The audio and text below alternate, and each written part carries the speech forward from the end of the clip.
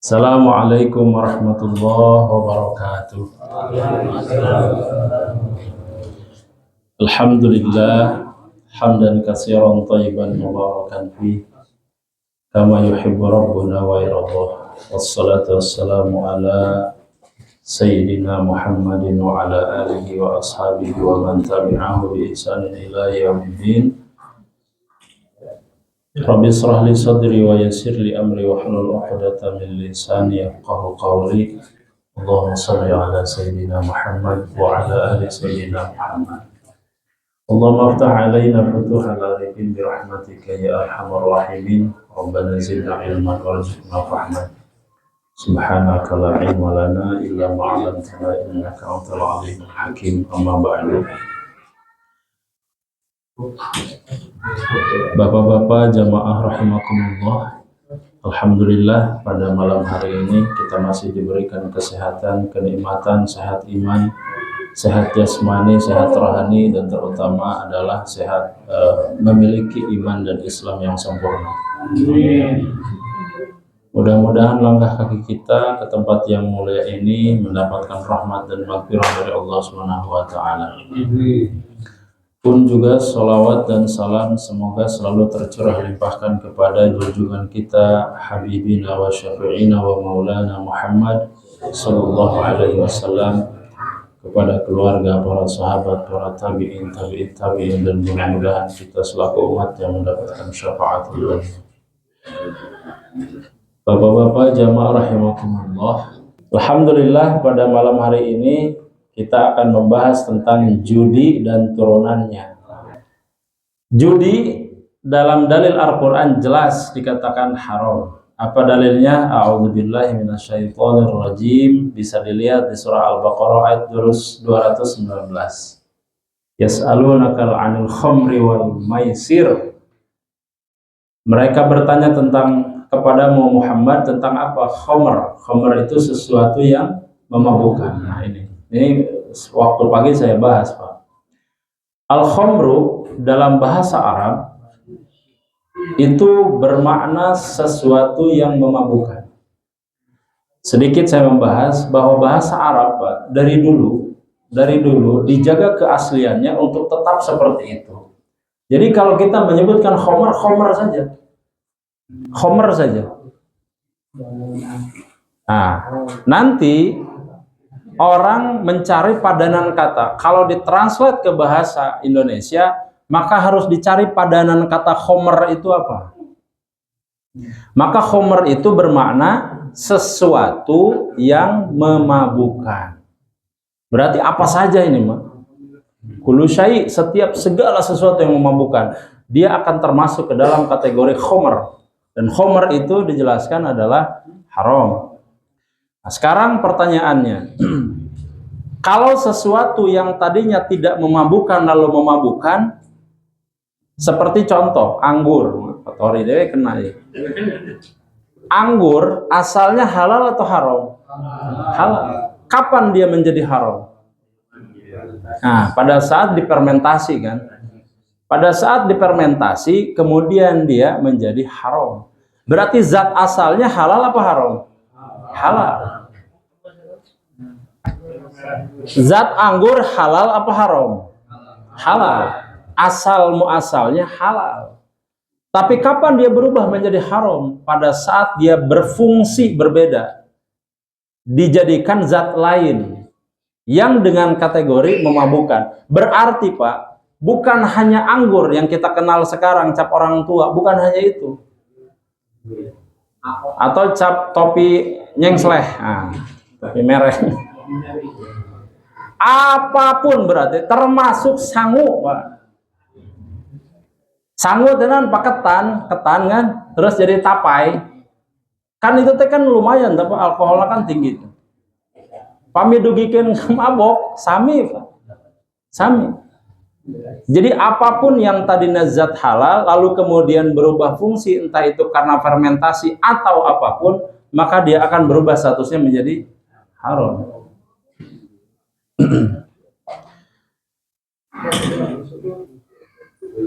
Hati-hati tak puyem, Pak. Ya usah ai sakedeuk mamoal tapi nya ai 5 kilo. Jadi peuyeum juga termasuk kalau nanti memabukkan. Nah, tapi ente da usah dia mah nya ai ente mah ente. Tapi pami gitu. Duren sami. Apapun Pak ya. Apapun, kulli syai, apapun. Karena sifat dasarnya begitu, sesuatu yang halal sampai kemudian dia memabukkan, itu akan menjadi haram. Yas'alunaka 'anil khamri wal maisir. Dijelaskan di sini disebutkan dua apa? Khamr dan maisir. Sesuatu yang memabukkan dan maisir. Maisir itu apa? Judi, Pak, judi. Judi, maisir itu judi. Nah, sekarang apa makna judi itu? Harus kita cari tahu satu-satu ini. Apa khamr, apa maisir? Dua yang disebutkan di sini. Maisir itu judi. Apa itu judi? Mengundi nasib. Seperti nanti dijelaskan ya. Jadi mengundi nasib itu kita tidak berupaya sekuat tenaga, hanya berangan-angan pada saat menaruh sesuatu seperti togel itu, menaruh sesuatu dengan harapan akan menang. Padahal yang ikutan togel 1000 orang. Dan pastikan yang menang mah cuma 1 dari 1000 itu. Tapi berharap dialah berangan-angan dia yang dapat. Maka ini namanya mengundi nasib. Tapi kalau kita ikhtiar, tidak. Ikhtiar itu kenapa halal? Karena kita mengupayakan di atas upaya kita sendiri. Hasilnya itu sesuai kudratnya, sesuai Allah, sesuai kehendak Allah, tapi upayanya dari kita sekuat tenaga. Ada upaya. Kalau maisir tidak. Sekarang pertanyaannya, Pak. Apakah minuman yang memabukkan ini ada manfaatnya enggak? Ada enggak manfaatnya? Kan aya nu nyarios kieu Pak Ustad mah kan can pernah haleuet kan cenah. Eta teh pikeun ngahaneutkeun badan, Pak. Leresnya? Cenah ya cenah ya. Da abi mah apalah bandrek Pak apa. Anu kitu mah acan cenah ya. Leresnya? Oh cocok berarti. Pemain berarti.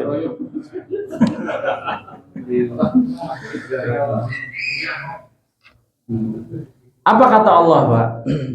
Allah tidak menafikan bahwa satu bentuk kemaksiatan itu memang kalaupun sedikit tetap ada manfaatnya. Memang ada. Tapi Allah jawab, "Qul fihi ma ismun kabirun wa manafi'u minnas wa manafi'u linnas." Bahwa katakan kepada mereka, wahai Muhammad, meskipun betul di situ ada sedikit manfaat, tetapi dosanya jauh lebih besar dari manfaatnya. Ismun kabirun. Ismun itu dosa, kabirun itu besar. Jadi dosanya itu lebih besar daripada manfaatnya. Makanya agama melarang. Kenapa? Karena nanti runtutan dari khomer ini adalah, kan tadinya minum. Setelah minum apa? Ya sarang rencang kan bisa pas saya apa? Dan kita sadar teh ya, beres pas saya bawa bedog saling bacok.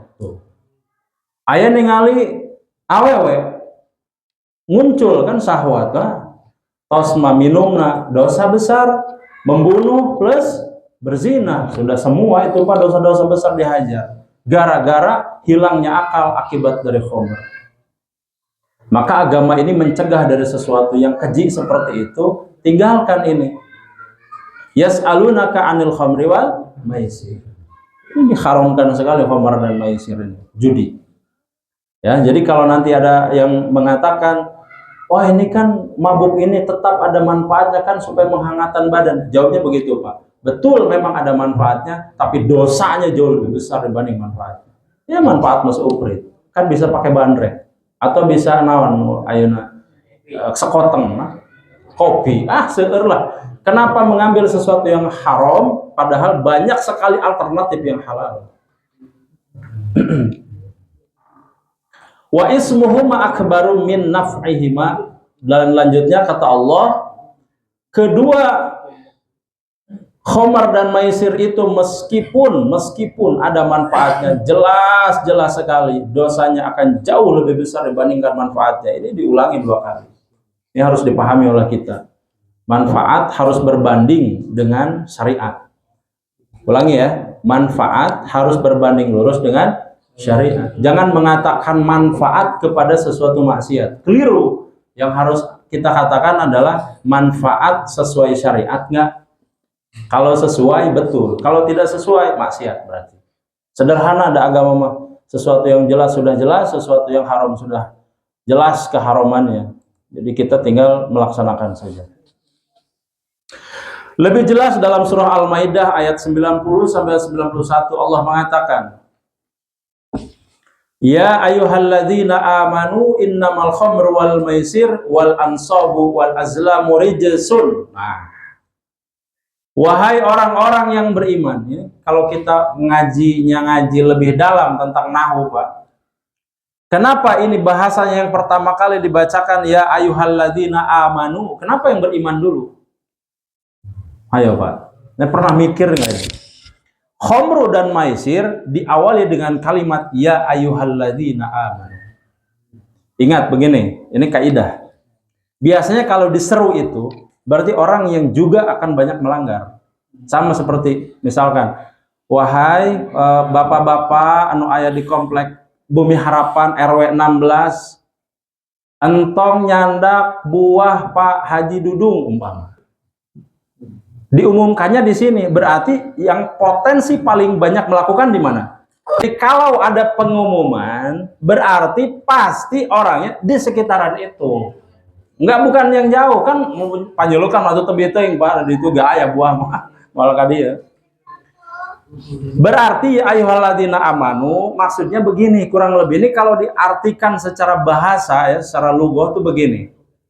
Wahai orang-orang yang sudah mengatakan dirinya beriman, jaga diri kalian dari khamru dan maisir. Karena kalau ini sudah masuk, kalian bisa dikatakan tidak beriman.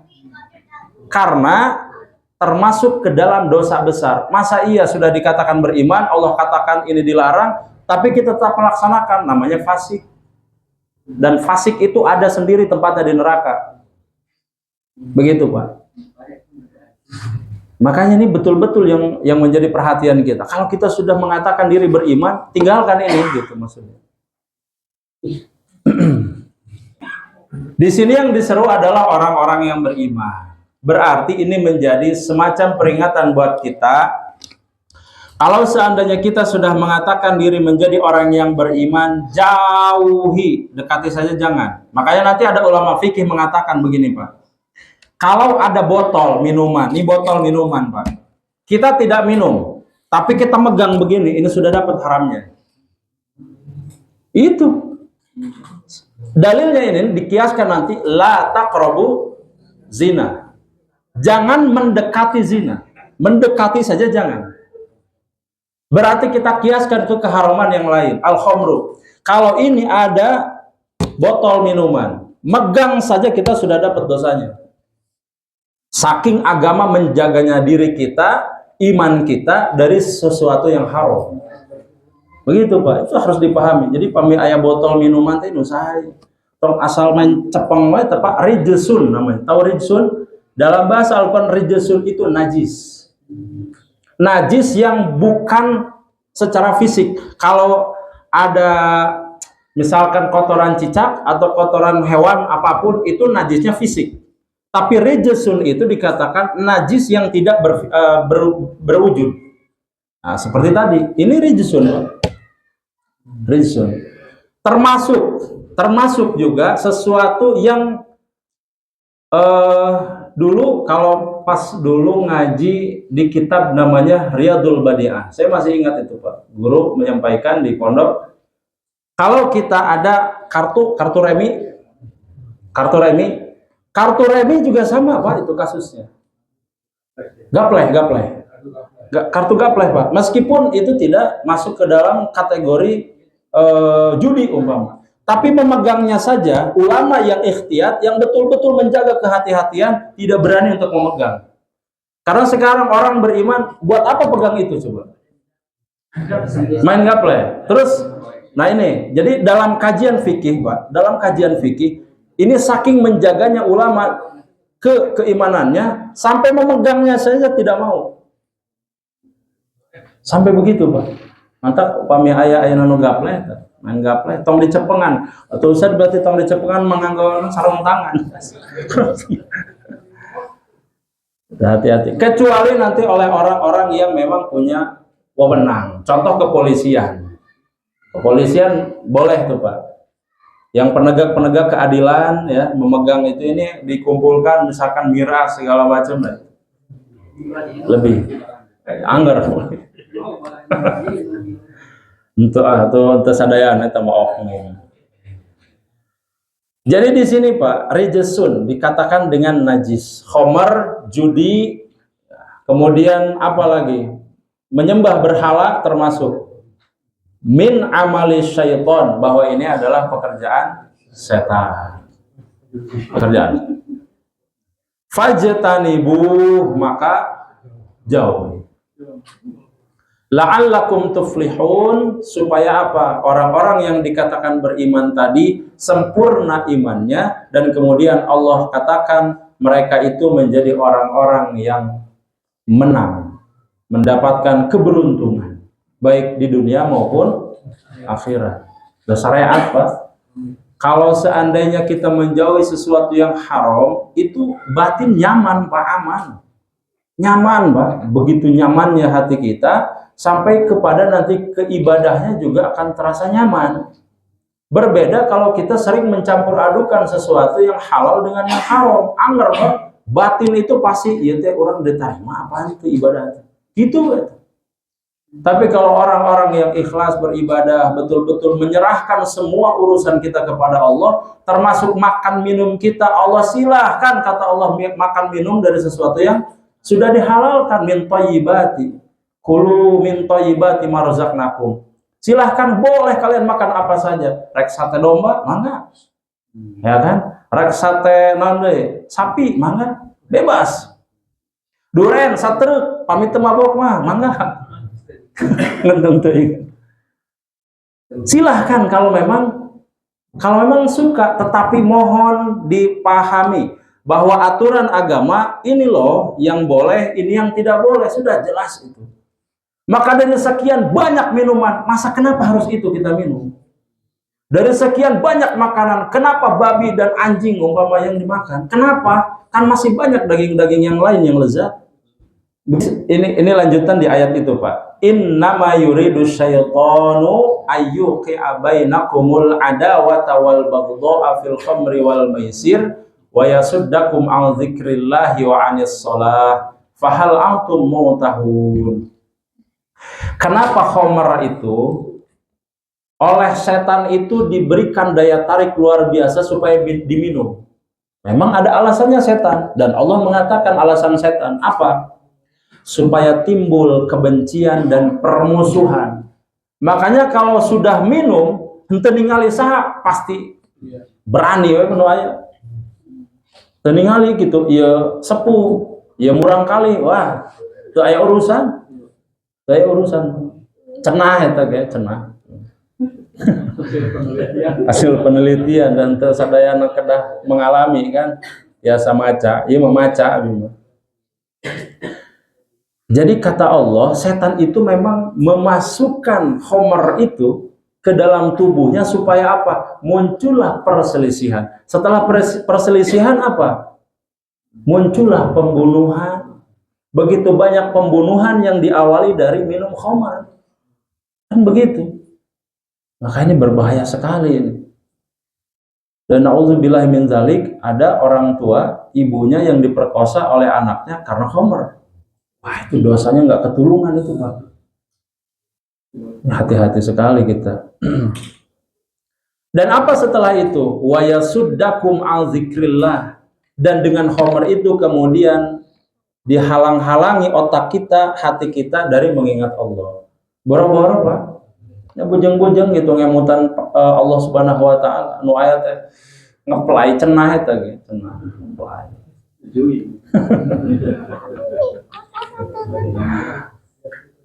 Insyaallah. Fahal antum mengetahui, maka kata Allah sudah berhenti dari perbuatan itu, berhenti, tidak ada manfaatnya sama sekali kata Allah.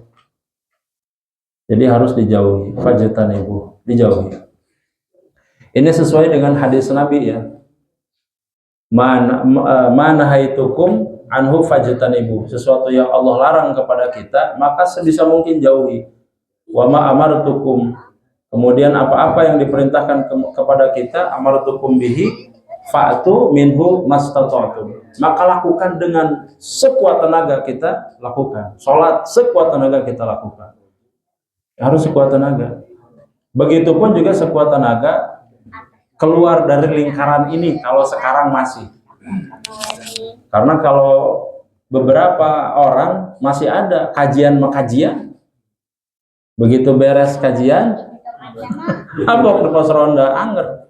Itu yang dikatakan oleh Nabi Muhammad SAW, ittaqillaha haitsuma kunta, bahwa kita itu bertakwa di mana saja. Kadang-kadang bertakwanya cuma di masjid, begitu keluar begitu lagi. Pada saat kembali kepada kaumnya, mana abok ngeser deui, abok deui gitu, Pak.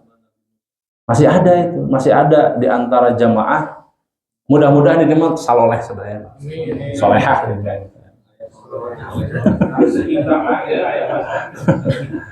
Itu yang sadaya nama soleh pisan. Baik.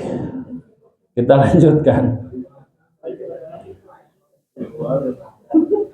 Bagaimana Nabi Muhammad SAW mengomentari bersabda atas perintah ini? Nabi SAW bersabda dalam hadis riwayat Imam Muslim nomor hadis 1647. Nabi mengatakan, perhatikan Pak kalimat Nabi.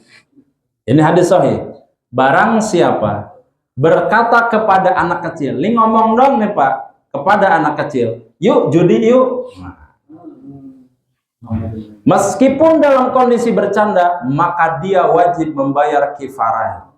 Wajib bersedekah dia. Cuma ngomong, judi yuk. Ayo ya. Maka kata Nabi itu harus membayar kifarat. Harus membayar kifarat. Kenapa Pak? Bebas.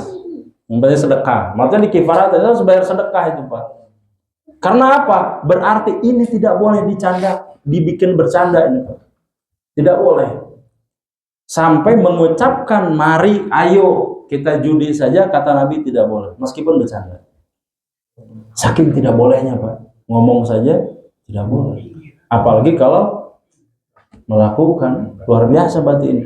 Maka dalam kitab Al-Kabair karang Imam Adz-Dzahabi itu disebutkan ada 70 dosa besar, diantaranya adalah berjudi. Jelas itu Pak, jelas. Menjadi bagian dari 70 dosa besar. Dosanya besar Pak.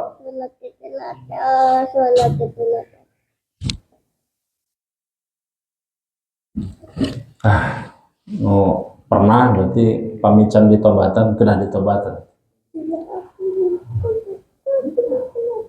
Sekarang masuk kepada maisir. Apa itu maisir? Perjudian. Maisir itu adalah, perhatikan definisinya, setiap permainan yang mengandung taruhan atau mengambil harta orang lain dengan cara tidak sah. Aya persib main, kurang rokokan yuk. Nah, lebet eta Pak. Lebet eta Pak. Ayo orang rokokan, da ieu mah Ustaz sanes judi ieu mah. Kan rokok sanes artos umpam. Da anger Pak. Taruhan itu namanya Pak. Dan setiap taruhan haram. Mau bentuknya apapun Pak. Haram Pak. Apalagi taruhan istri. Nah, ayo gitu deh Pak. Sama apa saja. Kenapa? Kokan teh kumaha? Oh, no kalah bayar. Sami atuh. Ayo, Pak. Mantap urang teh kedah ngaji teh kieu. Haram, Pak.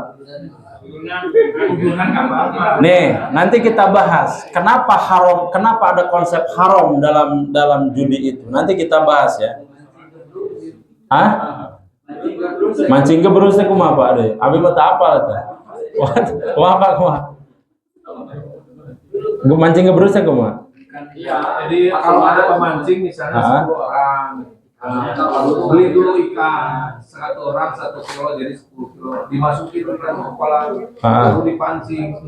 Nah peserta yang sebelum misalnya yang paling unggul dapat 2 kilo, kalau yang lain sekiloan itu dapat hadiah. Itu jadi masuk beli kan? Dapat hadiah gitu. Hadiah dari yang 10 itu bayar gitu. Oh gitu. Oh itu juga termasuk tuh Pak. Itu termasuk itu. Kenapa nggak beli ikannya aja langsung? Ada di situ ya. Memang ya tipis-tipis ini Pak. Jadi keseharian kita ini banyak Pak, dan itu dianggap biasa. Ini yang harus kita perhatikan. Nah, kalau fun baik bagaimana? Fun baik itu gimana? Ada ikan goes, bayar 5.000. Hanya mungkin ada 1.000. Nanti kan di ujung itu ada dia topnya motor gitu. Kita kan nunggu nih nomornya 001 maju dulu dapat poin itu masih Juni juga. Siap. Ini makanya ini kita bicara kalau ihtiyatnya Pak, kalau kehati-hatiannya. Sesuatu pokoknya apapun nih garis besarnya, sesuatu yang sifatnya undian. Itu garis besar itu. Pokoknya mau bentuknya apapun, agama sudah menjelaskan undian. Kan namanya juga mengundi tadi. Itu kan sama seperti ya undian semua itu. Nah, nanti beda. Itu kocokan saja. Itu sebetulnya kan kalau itu kan sebetulnya uang yang dipinjamkan kan satu sama lain, tidak ada tambahan nilai di situ. Arisan nggak ada soal Pak. Itu bukan undian, cuma dikocok. Bedakan ya. Ya, itu pernah dibahas Pak, terus terang. Ini salah satu bahasanya begini. Garis besarnya, setiap apapun undian apapun ini tanpa terkecuali, itu masuk ke dalam kategori ini. Apapun, garis besarnya begitu Pak. Iya termasuk. Undian. Kenapa? Ya sama saja kan. Sama saja diundi. Kecuali umpama begini Pak. Ini juga ada di TV banyak dulu. Reg spasi apa kirim ke 0000 itu kan banyak dulu kan. Nah, itu juga undian itu Pak. Pernah tuh Pak. Nah, dulu kan rame di TV itu Pak. Reg spasi ini. Ayo nulap ramalan tuh Pak. Ada yang jelas-jelas meramal. Kamu ingin tahu masa depan kamu seperti apa? Loba hutang. Nih Pak, saya juga belajar tentang sosiologis ya. Jadi di kita itu Pak, itu mudah terbuai. Kita itu memang begitu. Jadi makanya coba kita perhatikan program-programnya mengarah pasti ke sana. Undian berhadiah, hayu we meseran padahal mah teu aya jong. Teuing di itu teuing aya teuing teu eta. Betul ya? Tapi cenderung orang akan membeli karena orang yang marketing ini. Kita lanjut ya. Di kita ini Pak, kemiskinannya sudah sedemikian akut. Maka salah satu cara di marketing adalah bagaimana membuat angan-angan itu muncul. Muncul itu Pak. Oh, dari sekian juta orang yang membeli, belum tentu juga ada itu Pak yang hadiah umrah, belum tentu, walau alam. Tapi orang sudah kadung beli 1000, meser deui. Pernah tuh Pak, aya loletrean anu isina teh misalkan nomor sekian rokok, pernah? Kan mirip. Dan itu haram Pak, nanti ada pembagian. Haram itu Pak. Haram. Nih, kita beli satunya yang 2000-an. Copot, wah nomor sabaraha jong. Ya kan, pernah kan? Nah, itu juga termasuk ke dalam judi Pak, judi modern itu. Yang paling parah itu masuk ke kampung dibeli sama anak-anak. Anak-anak terpikir, oh begitu, beli lagi. Sampai ada orang tua yang marah-marah, tong meseran eta wae cenah. Begitu ketagihan Pak. Karena hoyo aya paling mantap teh Pak, si ieu teh HP, si penasaran. Jadi di bayangan orang yang membeli 2.000 dapat HP. Kan? HP itu 500.000. Wah, sigana mah menang, siga terus ya. Rugi ka 500.000 seep. Nah, 100 mending maser HP. Pugu. Halal jelas gitu kan, najan HP second lah misalkan ya 300 ribuan lah. Oh iya mah teras begitu Pak. Kan dibuai. Maka kata Allah, buayan inilah yang Allah jaga. Jangan sampai orang terbuai sesuatu yang tidak jelas, kan berhalusinasi jadinya Pak. Ayo ecan monang. Pernah sekali kenging sunlight. Wah, mama kenging kan. Aya memang sunlight. Tapi nu kadu keluargana sabaraha? 50.000. Berarti sunlight hiji 50.000. Harus dipahami ini. Nah itu, makanya gini Pak, ini kita harus bedakan ya, kita harus bedakan fenomena masyarakat dengan syariat. Di syariat mah jelas, ini yang kita dapatkan uang ini, pertanyaan sederhana, uang yang kita dapatkan ini kita usaha atau enggak? Enggak. Kalau enggak, itu agama melarang. Sesederhana itu agama. Kalau kamu tidak berbuat sesuatu, tiba-tiba kamu dapat uang yang bukan dari sedekah orang, dan sedekah itu konsepnya tidak mengharapkan apapun. Lah sekarang yang kita terima uang itu mengharapkan nggak? Berarti bukan konsep sedekah, bohong itu. Makanya ada yang ditarik lagi karpet masjidnya. Dicandak deh jatuh kapilih teh apa? Korea misalnya. Betul ya? Jadi itu haram hukumnya. Karena dia bukan konsep sedekah. Kecuali sudah diikhlasin sedekah. Betul memang sedekah, tidak ada embel-embelnya. Kalau begitu berarti jangan memberinya pada saat pemilu. Supaya netral tuh hati. Kan tapi mual mungkin. Mual mungkin. Keharamannya di situ. Mangga. Dan hukum dari maisir ini Pak, judi ini Allah katakan ini secara qat'i, secara tegas. Haram. Tegas Allah katakan haram. Tidak ada kompromi. Perjudian dalam bentuk apapun haram. Nah, sekarang judi di zaman modern apa saja yang sekarang pindah ke era digital namanya judol. Haram meskipun berubah bentuk. Kemudian apalagi taruhan olahraga tadi Pak. Itu anger Pak Sami.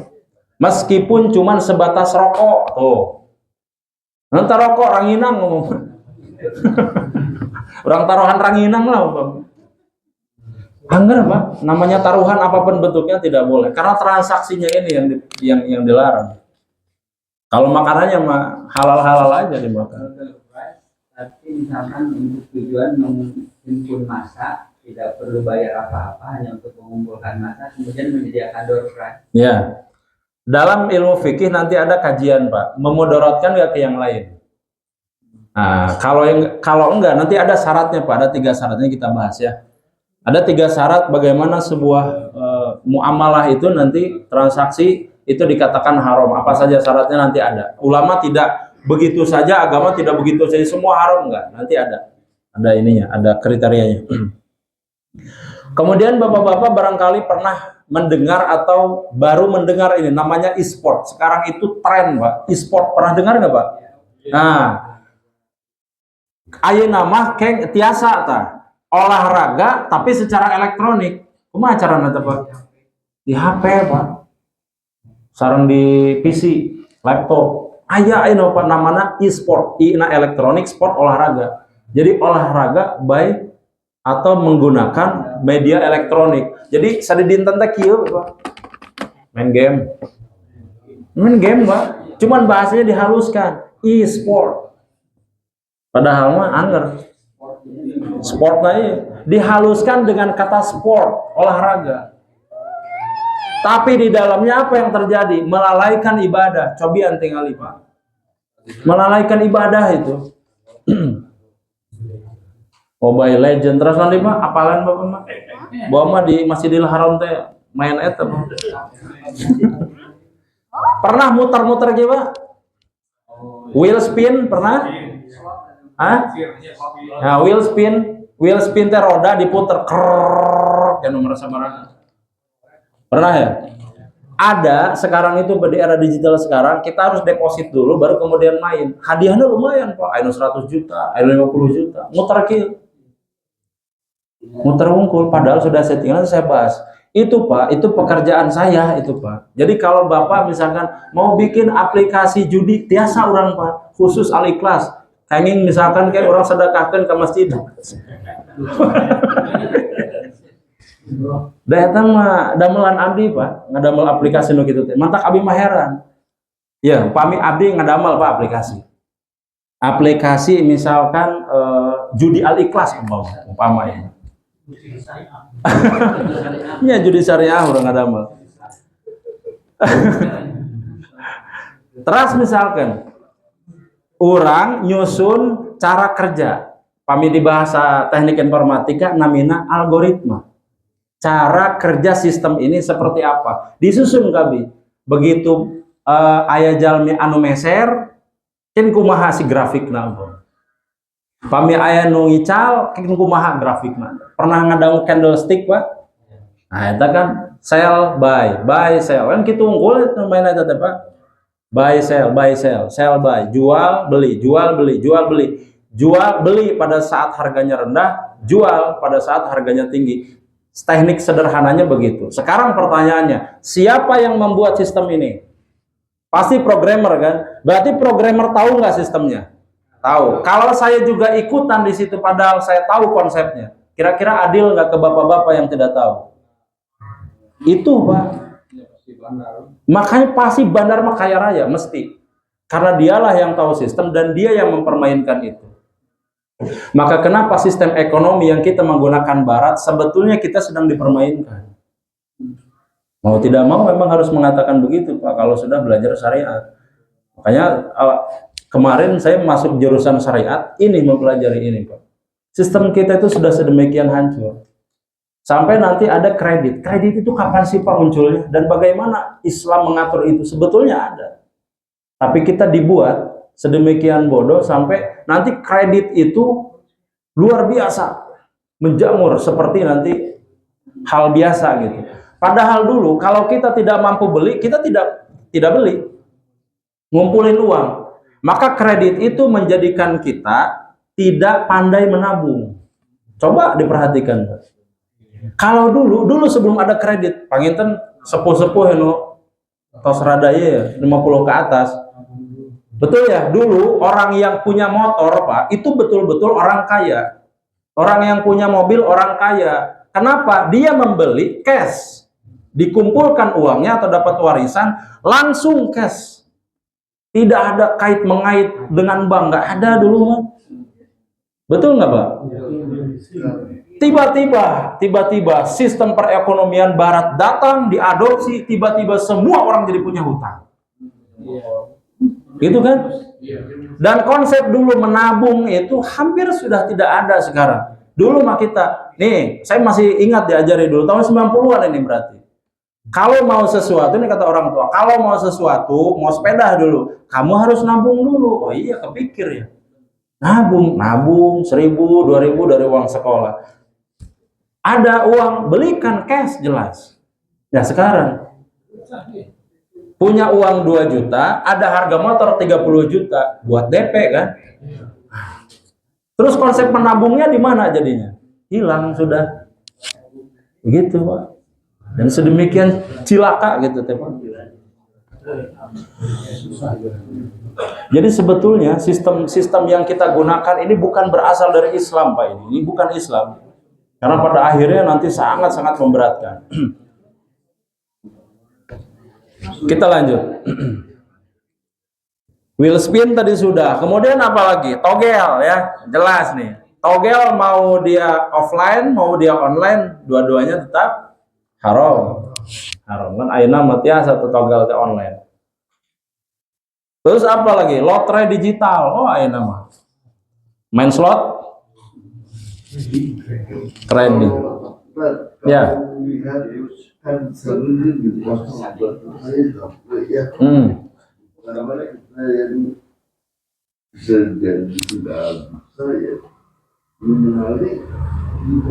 Baik. Gapleh itu masuk ke dalam kategori lago apabila dia tidak pakai uang. Pernah saya bahas ini ya. Jadi kalau misalnya ada pertandingan misalkan, prinsip dasarnya adalah dia lago. Lago itu sesuatu yang tengah-tengah, dia tidak haram, dia juga tidak haram pada saat nanti ada taruhan. Bagaimana kalau tidak masuk ke dalam kategori lago? Cuman kata Nabi, untuk menjaga iman, jauhi yang perkara lago, karena lago itu semakin dekat kepada haram. Subhat masuknya Pak. Ayeuna tiasa kan, oh ternyata kieu. Jaga mah pamit gaduh cicis kumaha. Buah mah ngahijina sareng tukang angkot tuh panjelekan. Iya mah ya. Nuju naon Pak Haji? Itu. Ternyata nuju gaple. Pak Haji encep kelakuan.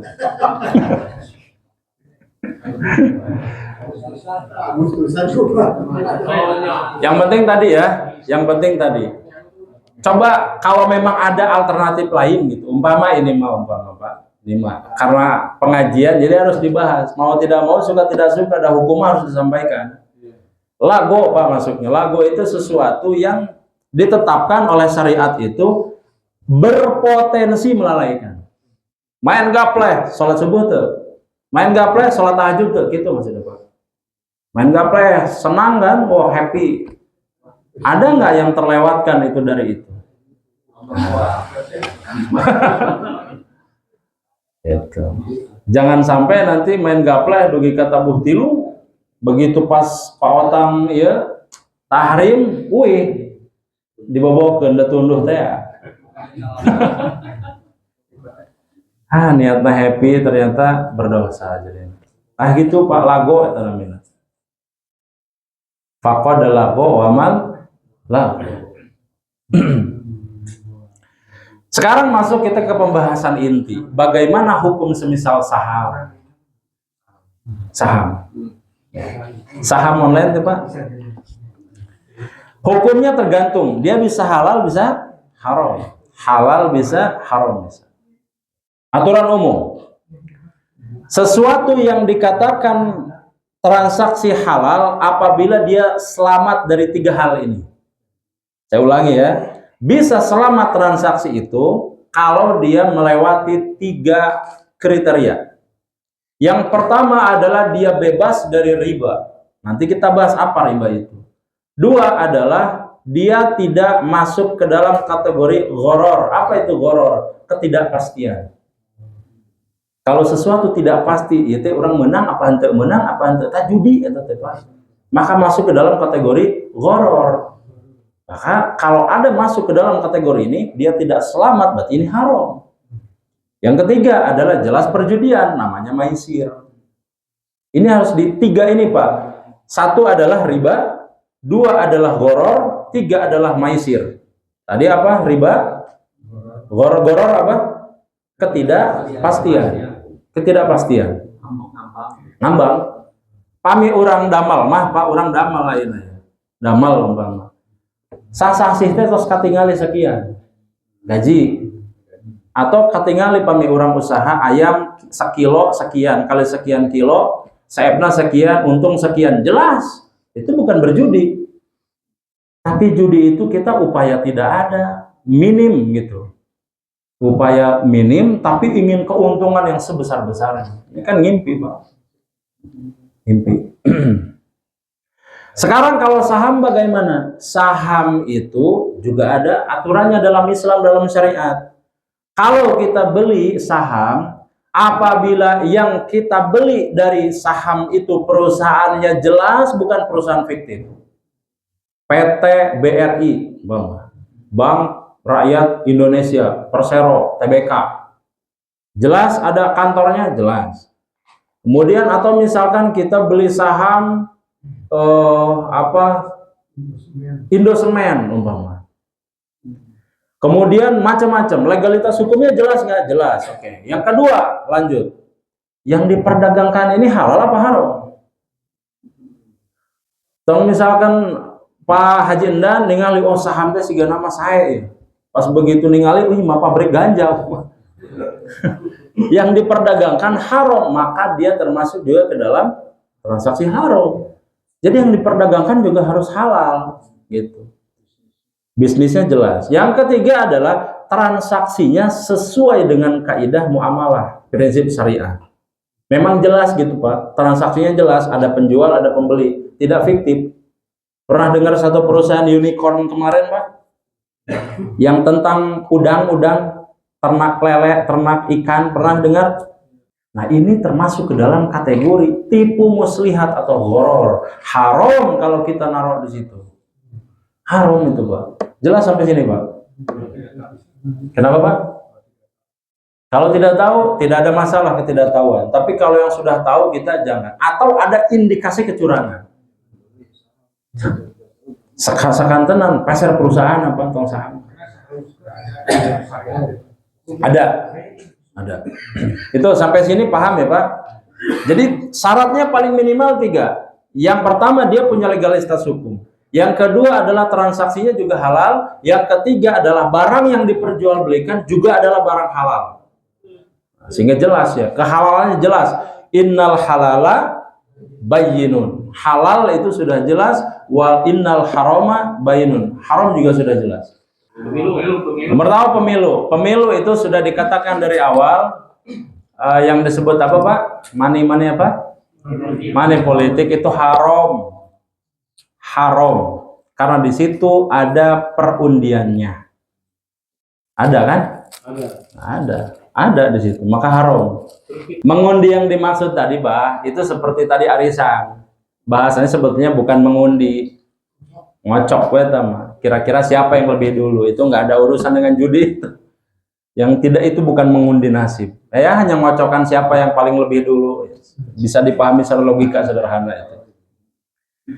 Kemudian yang terakhir tadi yang ketiga tentang perlombaan. Perlombaan Pak dalam ilmu fikih boleh. Misalnya perlomba tilawatil Quran ada biaya registrasi, itu boleh, Pak. Itu bukan termasuk ke dalam undian, itu tidak termasuk. Tidak termasuk. Ya, jadi bentuk perlombaan itu bukan perjudian, bedakan ya. Kita lanjut. Bagaimana dengan emas digital? Nah, sekarang zaman kan emas digital. Ini juga punya syarat dalam ilmu syariat, Pak. 1. Barang yang diperjualbelikan pada saat itu mesti kontan transaksinya. Jangan ditunda-tunda. Saya beli emas ya, ini uangnya, mana emasnya? Ada. Jadi yang kedua, ini tadi transaksi tunai atau langsung, real time bahasanya. Yang kedua adalah memang emasnya ada, bukan fiktif. Ini yang betul itu begini, saya punya toko emas. Cuman tidak semua orang ini bisa tahu atau bisa nyampe ke toko emas saya yang ada di Bumi Harapan. Terus saya misalkan marketingkan atau saya iklankan di Subang, tebih kan? Sekarang itu sangat memungkinkan orang dari seluruh dunia, terutama Indonesia, seluruh dunia bisa membeli emas saya kalau memang mau. Sekarang itu begitu. Pasarnya jauh lebih luas. Nah, sekarang emasnya ada, saya punya tokonya dan juga punya legalitas usahanya. Untuk menjangkau konsumen yang lebih banyak, maka saya iklankan. Saya buat aplikasinya. Untuk mewakili apa yang dia beli, saya buatkan emas digital. Maka ini transaksi halal. Ada emasnya, perusahaannya jelas, sewaktu-waktu bisa ditarik atau diambil barangnya, sah halal. Sama dengan Bitcoin ya? Nah, itu nanti kita bahas. Bitcoin bagaimana? Sekarang pertanyaan paling sederhana dari yang tadi saya jelaskan, Pak. Kalau kita naruh uang di orang lain, apa jaminan uang kita ini tetap ada, tetap utuh? Apa jaminannya? Agama tuh mengatur itu, Pak. Kalau kita naruh uang umpama nih, kita ke emas digital tadi, umpama Pegadaian Syariah. Kita misalkan beli emas 2 kilo umpama. Kali 2 juta. Benghar pada apa?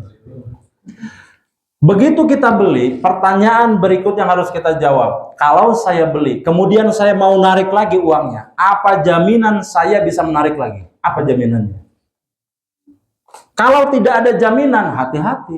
Itu subhat berarti. Makanya di sini agama tuh benar-benar menjaga ini, Pak. Jangan sampai harta yang kamu keluarkan, yang kamu sudah upayakan bertahun-tahun, lenyap begitu saja. Hati-hati kata agama. Makanya cari nanti yang betul-betul lembaganya terpercaya. betul-betul pemerintah ada surat keputusannya bahwa memang ini diawasi OJK umpama. Kalau sekarang kan OJK ya. Harus sejelas itu, Pak. Kalau tidak jelas, maka ini masuk ke dalam kategori haram. Kenapa agama mengharamkan? Untuk kembali ke kita, supaya harta kita tetap utuh. Makanya banyak sekarang kasus punya harta sekian banyak, kemudian ditaruh ke kemarin kan kejadian yang orang Bandung kan, wah seperti mewah luar biasa, cuman flexing ternyata. Aslinya dari. Makanya itu Pak, begitu mereka taruh, ya pertanyaan, setelah mereka taruh, apa yang bisa membuat mereka yakin bisa narik lagi uangnya?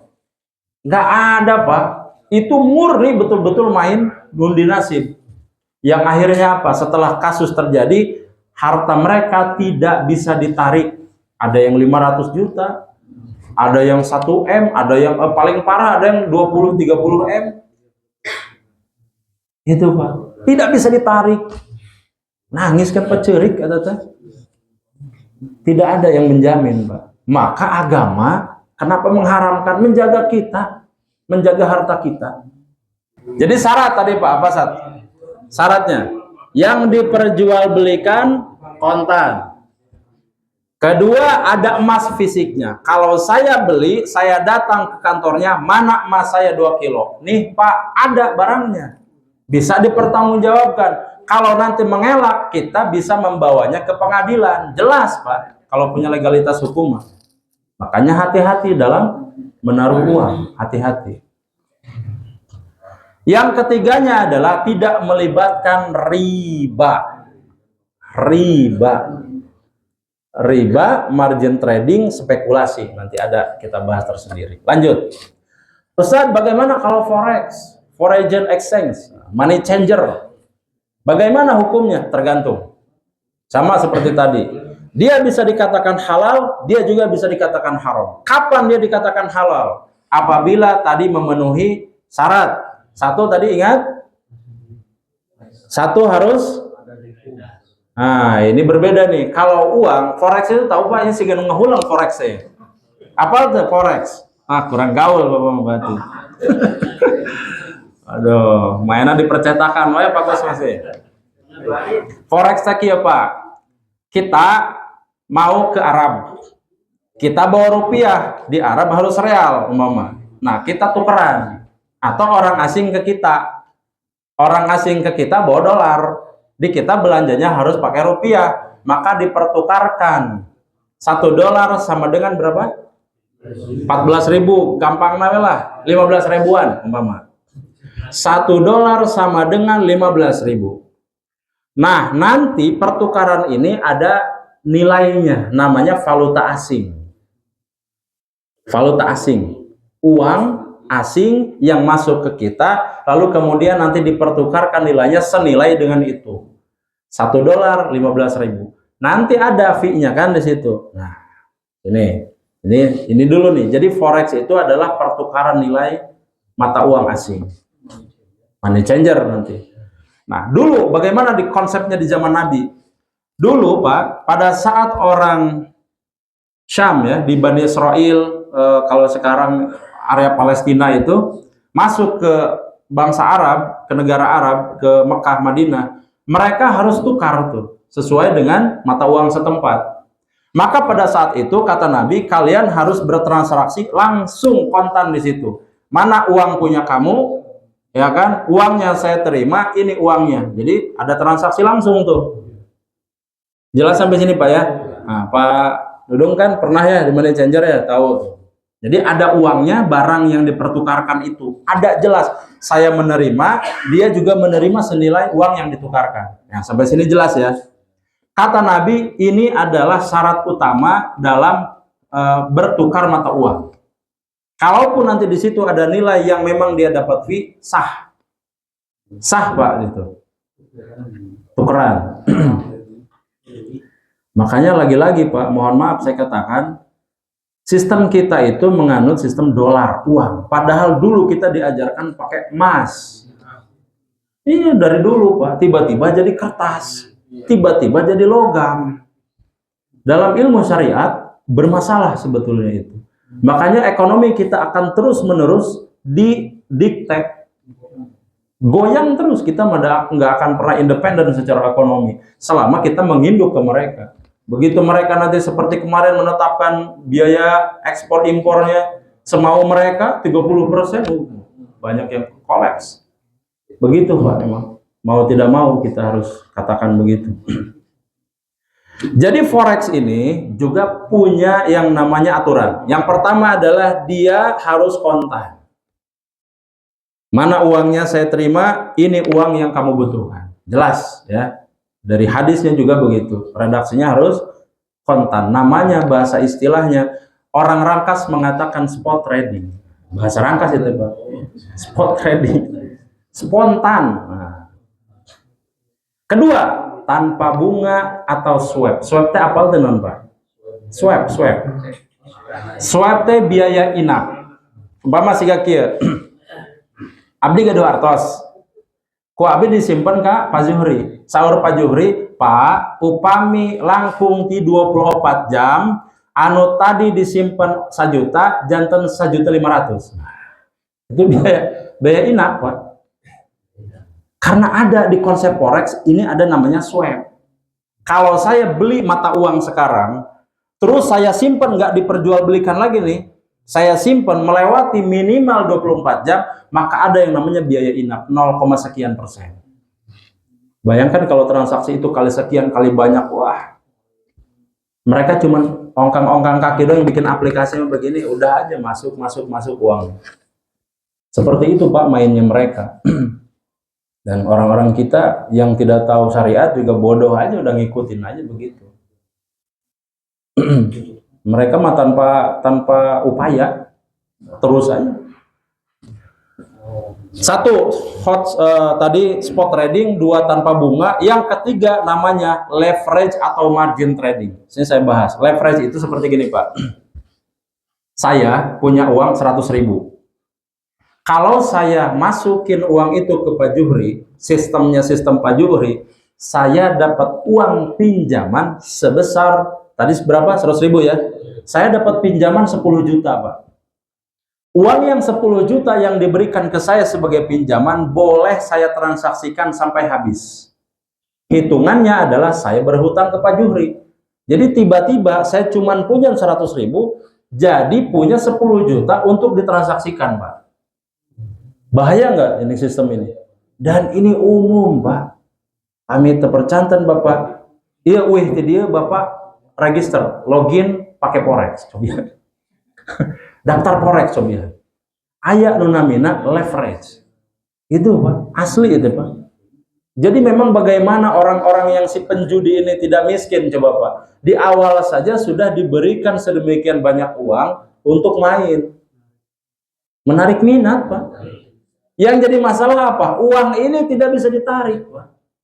Ya berkutat di sistem aja gitu, cuman sebatas angka. Just number Pak, hanya angka 12 juta, 13 juta, bisa ditarik nggak? Enggak, deposit namanya, nggak bisa ditarik. Sampai nanti dia deposit sebanyak itu. Tapi kan di mana artosnya Pak? Tiba-tiba orang punya hutang. Itu yang main judul sekarang begitu Pak konsepnya. Makanya banyak yang bunuh diri, kenapa? Gaduh 100.000, ini pikiran teh, oh abdi teh kenging 100 juta ya. Orang teh menang 100 juta ya, 100 juta, hayu begitu Pak. Tiba-tiba bukan dapat yang 100 juta, tiba-tiba punya uang punya hutang 10 juta. Di mana tuh mayarna? Akhirnya gali lubang tutup lubang. Pinjemlah ke pinjol. Tuh Pak, itu satu rantai mantai, satu rata mantai atau satu mata rantai. Satu mata rantai. Itu tuh udah satu paket Pak. Nanti kalau di sini sudah punya hutang, lari ke pinjol. Dari pinjol satu sudah wah kerining deh. Pak bayar dan kolektor. Tetangga diteleponan KB ayah, oh gambar ini saudara bapak bukan ini punya hutang dah, urusan orang teh naon gitu. Pas begitu dilihat hutangnya sekian. Dari mana ini? Dari 700.000 Pak, pinjol itu jadi 7 juta, jadi 30 juta. Bunganya. Dan itu asli sekarang begitu. Makanya banyak orang-orang yang collab sekarang gara-gara ini. Coba kalau mengikuti apa kata Allah, jauhi, jauhi, jauhi, nggak akan, Pak. Luar biasa, Pak. Kita dibuat miskin memang ini. Berikutnya, Forex itu bisa halal apabila di dalamnya tidak mengandung spekulasi berlebihan atau yang tadi gharar dan perjudian, lagi-lagi perjudian. Pokoknya nama orang teh jual sekian, ayo ya diantosan kieu. Ternyata turun. Begitu, Pak. Mainnya sekarang begitu. Dan ini luar biasa, Pak. Ini sudah masuk ke masyarakat paling bawah. Di lembur-lembur teh panu aya teh judul wah. Ai gawe henteu. Pengangguran semakin banyak, hutang makin menumpuk. Di lembur-lembur teh gitu, Pak. Ai pendapatan tidak ada, ai berhayal teh setinggi langit gitu. Hoyong tiba-tiba gaduh bumi teh aheng gitu. Aduh. Seperti itulah, Pak, kurang lebih ya. Mangga pami aya nu bade ditaroskeun mangga. Jadi yang mendekati aja kan kita udah haram ya. Nah ini apa itu dipegang. Nah kalau kita misalnya dapatnya misalnya dari pemulung dari apa gitu, bukan langsung dari situ karena kita senang koleksi gitu kan 200 gitu ya. Nah itu bagaimana? Iya. Nah terus yang keduanya tentang uang, Pak, yang kami belajar pertukaran itu kan beda uang asing sama uang rupiah. Nah sekarang ada fenomena seperti kita mau lebaran ya, kita suka ada di jalan gini-gini, nuker itu juga kan ada lebihnya, biayanya berapa tuh tentang. Nah itu hukumnya. Ya. Uang sama sih, rupiah cuma yang ini baru, ini yang lama gitu. Siap. Nah, itu. Baik. Dua pertanyaannya ya. Yang pertama, ya pertarasan abdi ke Bapak, kan nu saya teh sanes botol eta bae. Iya. Kunonya anak eta, begitu dicandak eta, disimpen ka mana ka bumi. Aya pengawasan kan siga nu lieur eta teh Pak, ningali. Perasaan ngawasna teh rajin gitu, tapi kok aya minuman nu kieu meskipun tilas gitu, meskipun. Jadi di situ jadi subhat, Pak. Maka kenapa kata ulama ini sebaiknya dihindari. Memegang saja tidak boleh, apalagi menyimpan. Koleksi ya, Pak. Sok aya wae cenah. Jadi yang pertama. Yang kedua tadi terkait dengan uang. Nah, gini Pak. Konsep sederhananya begini. Dalam muamalah, dalam sistem ekonomi Islam, yang disebut halal adalah sesuatu yang senilai. Sesuatu yang senilai. Ini harganya berapa? Disenilaikan barang ini dengan 500. Senilai ini 500, senilai dengan ini 500. Ada barang yang saya ambil yang bisa saya manfaatkan. Sekarang kalau uang bagaimana? Uang itu bukan produk penjualan, tapi dia alat pembayaran. Itu harus dipahami. Maka berarti di sini ada subhatnya. Ini ada subhatnya. Mana kita bisa manfaatkan uang itu? Orang uang itu juga sudah kurang kok. Betul, kita kasih 1000, harusnya dikasih 1000 karena ini bukan alat yang harus dijual. Uang itu alat pembayaran, bukan untuk dijual. Kecuali tadi money changer. Itu money changer pertukaran, bukan penjualan. Ini mah berarti menjual uang, maka ini termasuk ke dalam kategori syubhat. Tidak sesuai dengan yang diberikan, dengan apa yang kita dapatkan. Jadi 900.000. Iya, luar biasa itu kan. Berarti kan dia menjual uang, menjual jasa. Padahal kenapa? Termasuk Pak, termasuk. Karena uang kuliah yang kayak emas itu harganya udah 20 juta. Oh itu. Memang ada yang mainkan juga itu Pak biasanya. Ya, makanya tadi yang kita bahas adalah kalau money changer itu status hukumnya sudah jelas Pak. Jadi itu pertukaran nilai dari mata uang yang berbeda. Nah dulu itu pernah terjadi di zaman Nabi dan itu tidak ada masalah. Mengambil fee dari pertukaran uang tidak ada masalah. Yang sekarang adalah yang tadi dibahas, uangnya masih Indonesia. Begitu kita tuker yang 10.000 jadi 9.000. Ya kan seperti kita membeli sesuatu, padahal uang bukan alat bukan hasil produksi, bukan, tapi alat pembayaran. Maka di sini masuk ke dalam kategori syubhat, tidak senilai. Tidak senilai. Ya, sampai sini jelas ya, Pak? Mangga. Bitcoin itu, ingat begini Pak, ini sederhananya begini. Tadi kita sudah punya landasan kenapa agama melarang dan menghalalkan. Ya. Salah satu yang menghalalkan adalah apabila ada bentuk fisiknya.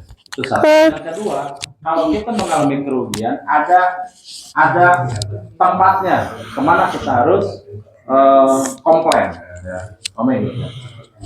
Sekarang, bagaimana dengan kasus Bitcoin? Bitcoin itu tidak ada fisiknya, Pak. Kita balikan ke hukum tadi. Kalau Bapak punya uang 1M, ya, kemudian masukkan itu sebagai depositnya di Bitcoin. Umpama, setelah dimasukkan, Bapak harus kemana itu ngambilnya? itu masalahnya, Pak. Kemana itu Bapak harus ngambilnya kalau seandainya perusahaannya bermasalah? Karena tidak ada fisiknya. Tidak ada fisiknya. Tadi secara hukum sederhana di syariat, kita ini mengeluarkan uang atas sesuatu yang senilai. Atas sesuatu yang senilai. Kita mengeluarkan uang 20.000 untuk beli mouse, jelas ada mouse-nya kita pegang. Kita mengeluarkan uang 4 juta untuk beli laptop, jelas laptopnya kita pegang, meskipun uangnya sudah hilang kan, tapi ada barang yang dipertukarkan yang senilai. Sekarang kalau kita deposit ke Bitcoin, apa balikan ke bapaknya sebagai entah itu jaminan sertifikatnya, apa jaminannya yang dapat senilai dengan itu apa? Nggak ada kan? Kalau nggak ada, kita sebut saja itu haram. Nggak bisa. Bitcoin tidak bisa menjadi alat pembayaran. Bitcoin juga bukan hasil produksi. Dia tidak jelas itu, Pak. Tidak jelas. Jadi lebih baik ngical bala-bala, Pak. Itu lebih jelas. 1.000, 2.000 tapi jelas. Walau alam ya. Barangkali itu, Pak. Apabila nanti ada pertanyaan lebih lanjut, dipersilahkan di grup ya. Kita open discuss ya. Diskusi terbuka di situ. Mudah-mudahan apa yang disampaikan ini ada manfaatnya. Apabila ada terdapat kekeliruan, kesalahan dalam penyampaian saya, mohon maaf sekali yang sebesar-besarnya. Itu saja barangkali. Assalamualaikum warahmatullahi wabarakatuh.